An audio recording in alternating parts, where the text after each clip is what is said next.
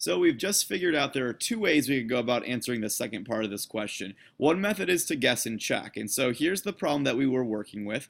7 billion is what we want to figure out as our population. And the model we're using is just 2 to the x, or 1 times 2 to the x. So it's as simple as, yeah, using guess and check. I know from our previous part of the problem that after 25 days there were 33 million zombies. So I know my answer has to be bigger than 25 and probably not much bigger. So maybe we try graphing or try calculating 2 to the 30th power, 30 days. I hit enter and I can count that out and see that I'm just over a billion. So let's try maybe a little bit higher. One trick, if you don't want to retype the thing in every time, is just press enter or press up and then press enter. You can reselect what you typed in and just type over it. So maybe I want to try 32 days.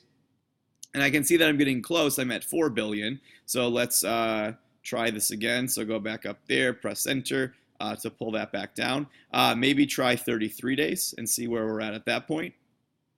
And so I can see, okay, all of a sudden I'm over 7 billion. So I'm going to say for my answer, as specific as I can be right now, is that between 32 and 33 days, that's where it changes, where it goes from under 7 billion to over 7 billion. Now, if you want to be more specific, which you don't have to be for me, that's okay for right now, you could try doing 32.5 or 32.4, and you can try to get it that way. Or we could try the second method, which was to graph.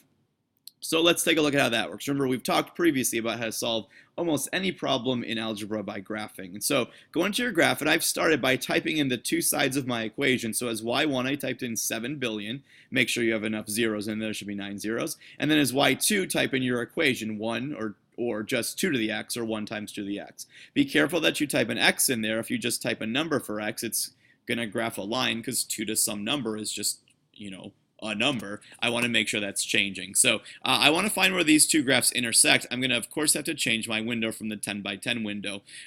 So x stands for the number of days, so it makes sense to go 0 to, well, I kind of already know the answer, so I'm just going to, pretend I didn't know and say, well, maybe 35 days. And I don't really know that number. I'd have to, make it bigger or smaller depending if I don't see that intersection point, but I kind of know that's going to work this time.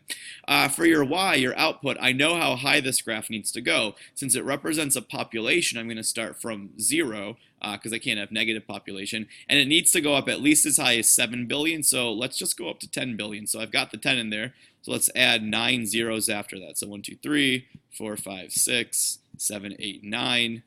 And I think I got enough in there. Let's hit graph and see if we can see our intersection point. So there's where the population is 7 billion. There is the zombie population. Notice it's very, very low for a long time, and then it starts to skyrocket over time. So yes, I can see that intersection right there. If I couldn't see it, I'd have to adjust my window. Let's hit second trace, remember, to find the intersect button. So then option 5. And I want to just trace over close to it, or since there's only one intersection point, I should be able to just from here press enter 3 times. So 1, 2, 3, and there it is. Like we said, between day 32 and 33 is when it happens, and specifically we're coming up with about 32.7 days until humanity is doomed.